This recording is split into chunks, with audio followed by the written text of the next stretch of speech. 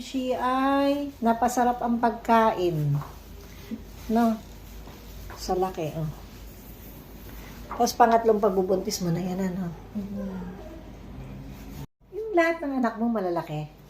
Yung una po, ma'am, for 9.9 pounds po, ma'am.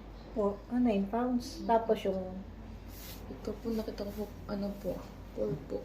4? Opo. Iyak kaya. Sobrang laki yan. Hindi ko lang Pero nasa 7 cm ka na eh. Na-explain ko na lang sa'yo. Bali, ang gagawin kung okay lang sa inyo, tatawag tayo ng doktor, ipapacheck kung pwede ka dito. Sa laki ng tiyan ni Mamsi.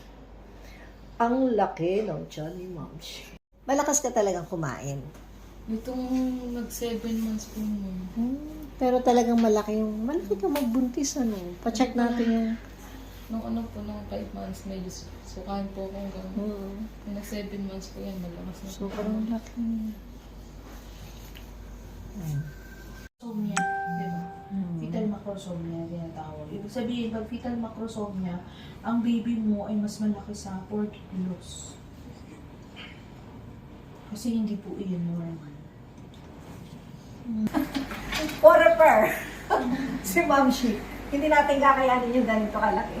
Mukhang polyhydramnios, mukhang big baby. Kitang-kita naman. Para sa safety ni Mamsi at ni baby, malapit lang tayo sa hospital eh.